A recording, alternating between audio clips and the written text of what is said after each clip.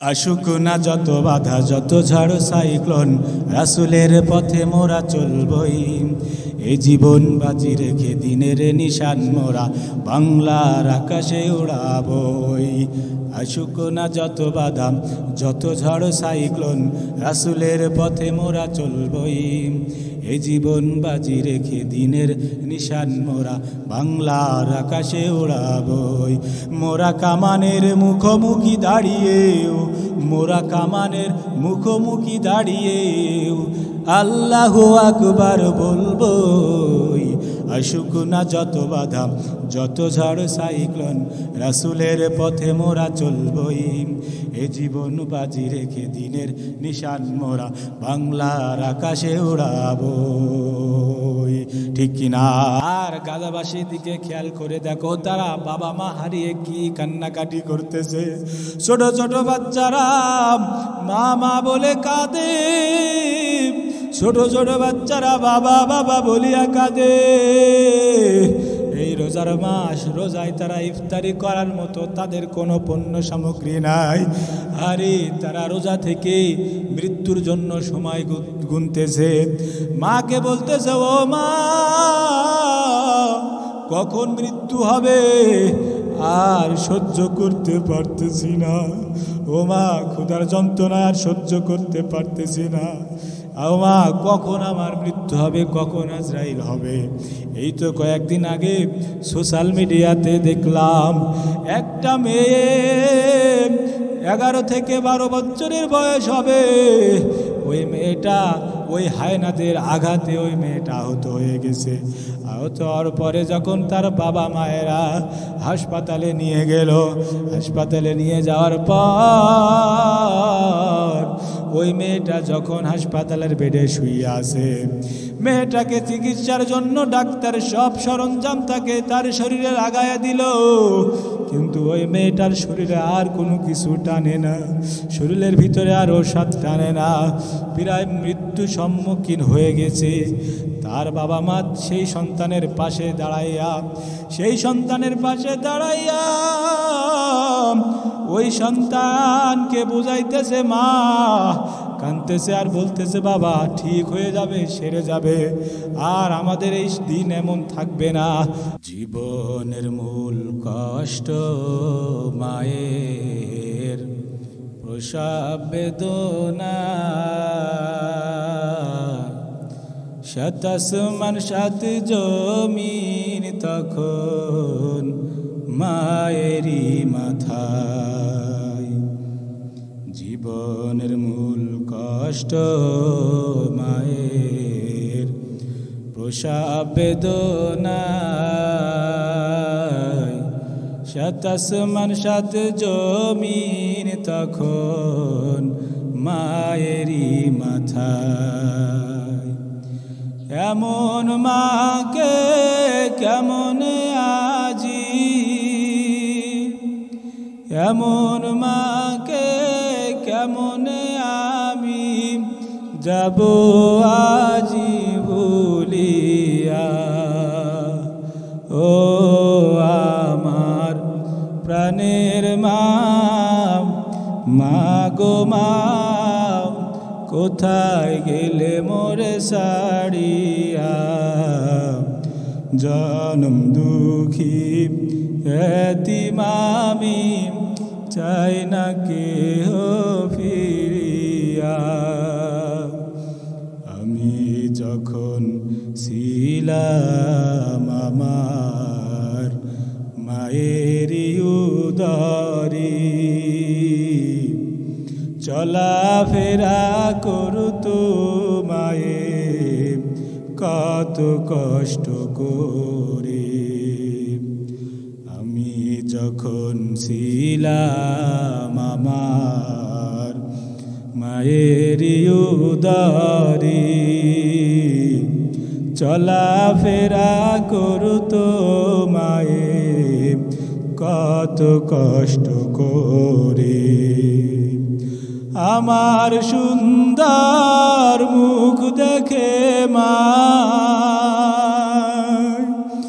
আমার সুন্দর মুখ দেখে মায় ব্যথা যায় যে হারাইয়া, ও আমার মা গো মা, প্রাণের মা, কোথায় গেলে মোরে ছাড়িয়া।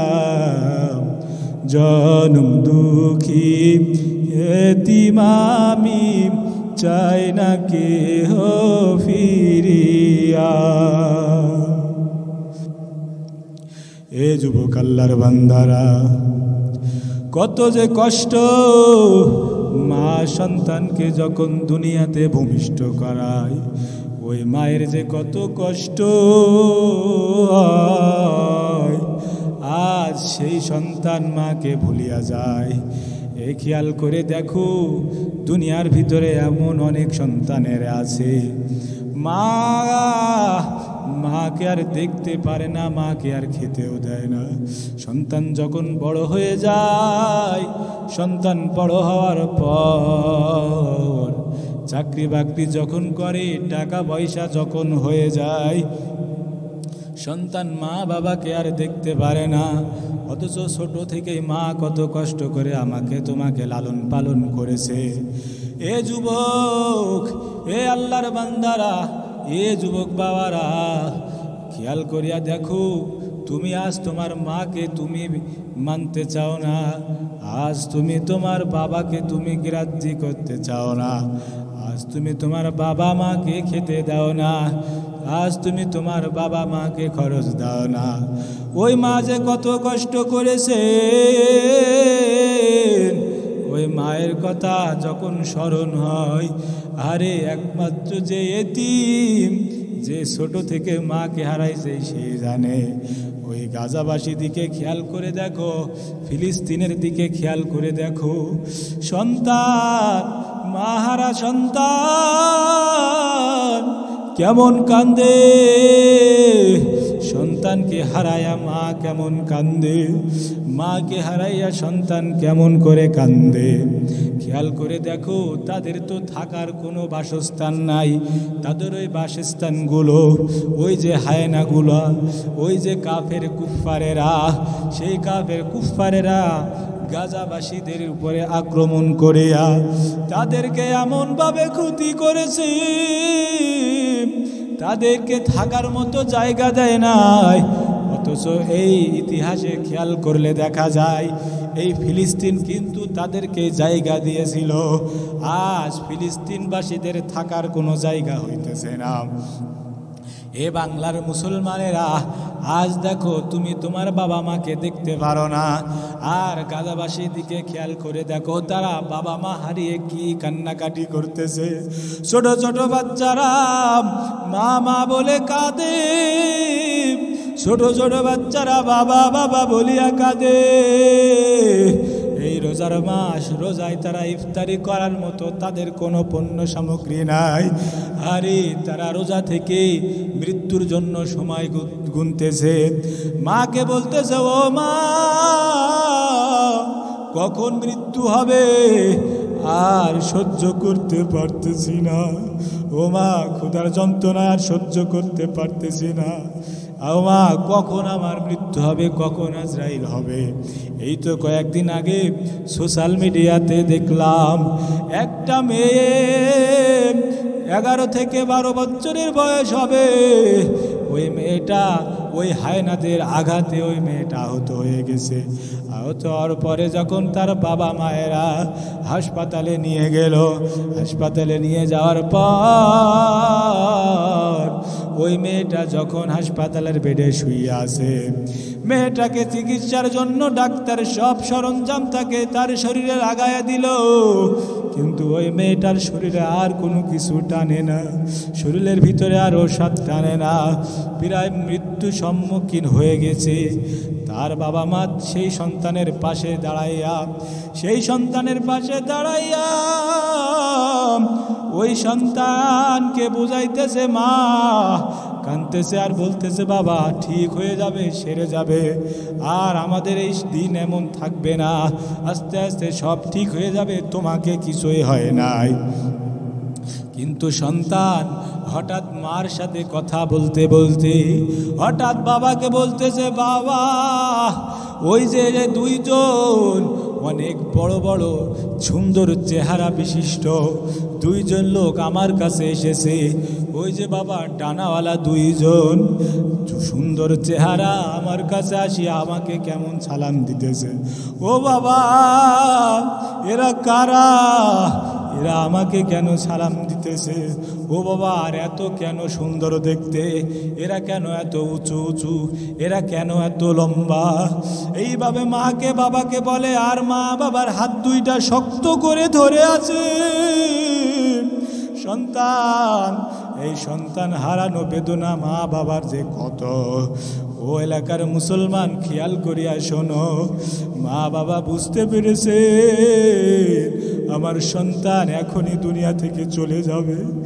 এই কথা বলতে বলতে ওই যে সন্তান কালেমা পড়তে পড়তে পড়তে লা ইলাহা ইল্লাল্লাহু মুহাম্মাদুর রাসূলুল্লাহ বলতে বলতে ওই বাবা মায়ের হাতের পরেই ঘুমিয়ে গেল। আর দুনিয়ায় নাই ওই সন্তানের নাকে আর কোনো নিঃশ্বাস নাই।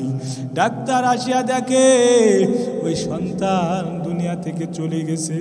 মা বাবাকে জড়াইয়া ধরিয়া কাঁদতেছে, আর হাউমাউ করে কাঁদতেছে, আর বলতেছে, আর আল্লাহর কাছে বলতেছে, আল্লাহ আমার সন্তানকে, আমার এই কলিজার টুকরা সন্তানকে, ওই যে গাজাবাসীকে, এই যে আমাদের এলাকাকে, আমাদের বাসস্থানকে, ও আল্লাহ আমাদেরকে যারা পথে বসাইলো, আমাদেরকে যারা আমাদের রিজিকগুলা নষ্ট করলো, আমাদের নয়নের মণি কলিজার টুকরাকে যারা ধ্বংস করলো, ও আল্লাহ আপনি ওই হায়নাদেরকে, ওই কাফেরদেরকে ধ্বংস করে দেন। এইভাবে সমস্ত মায়ের সন্তানকে, সমস্ত মায়ের কলিজার টুকরার বুকখানা খালি করিয়া, সমস্ত মায়ের কলিজাটা খালি করিয়া ওই যে হায়না, ওই যে কাফেরেরা, ওই যে ইসরায়েল, ওই যে বড় হায়নারা মুসলমানদেরকে ত্যাগ করিয়া করিয়া ধ্বংস করতেছে। অথচ কিছুদিন আগেও ফিলিস্তিনের সাথে চুক্তি করলো আর তারা হামলা করবে না, আর তারা কিচ্ছু করবে না। অথচ তারা চুক্তি ভঙ্গ করিয়া ফিলিস্তিনবাসীকে আবার নির্মমভাবে হত্যা করলো।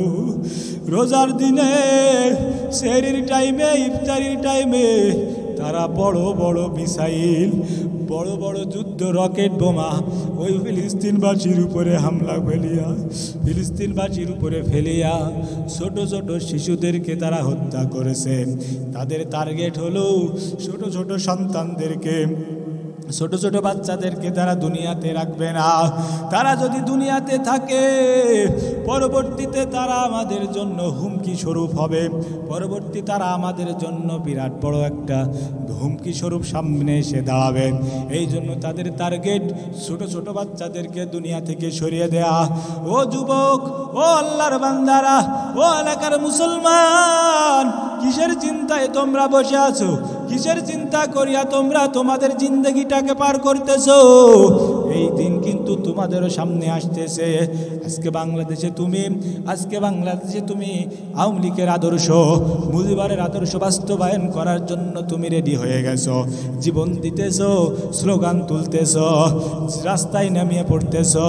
আজকে জিয়ার আদর্শ বাস্তবায়ন করার জন্য তুমি রাস্তায় নামিয়ে যাইতেছো। তুমি তোমার জীবনটা বিলিয়ে দিতেছো আর বলতেছো আমি শহীদ। জীবনটা বিলিয়ে দিতেছো আর বলতেছো শহীদ। তুমি তোমার নিজের দিকে খেয়াল করে দেখো, তোমার শহীদ হওয়া আর ওই গাজাবাসীর শহীদ হওয়াটা কি এক? যদি এক না হয় তাহলে আমি লিখে দিলাম তোমার এই শহীদ দুনিয়াতেই শেষ। আল্লাহ তাআলার কাছে তোমার এই শহীদে কোনো মর্যাদা নাই। কারণ কিয়ামতের দিন আল্লাহ পাক তোমাকে ডাক দিয়া বলবেন, ও আব্দুর রহিম, ও আব্দুল করিম, তুমি তুমি তো শহীদ হয়েছো জিয়ার আদর্শ বাস্তবায়ন করার জন্য, আদমি মুজিবের আদর্শ বাস্তবায়ন করার জন্য তুমি শহীদ হয়েছো। আর তুমি তো দুনিয়াতে সেই সম্মান পেয়ে গেছো, সেই ভাতা তুমি দুনিয়াতে পেয়ে গেছো। আমার কাছে আর তোমার পাওয়ার কোনো কিছু নাই।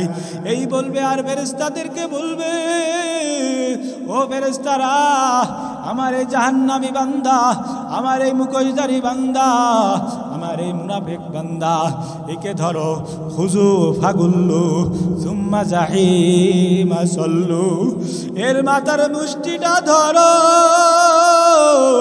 আর একে জাহান্নামের ভিতরে নিক্ষেপ করো। ও মিথ্যা কথা বলতেছে। ফেরেশতারা তৎক্ষণাৎ তাকে জাহান্নামে নিক্ষেপ করবে। ও আল্লাহর বান্দারা, তোমরা তো দুনিয়ার ভিতরে তোমরা একে অপরকে মারামারি করিয়া লিপ্ত আছো, অথচ সমস্ত মুসলমানদেরকে টার্গেট করে আছে, সমস্ত মুসলমানদেরকে দুনিয়া থেকে সরাইয়া দিবে। তুমি আমি কিসের চিন্তায় আসি?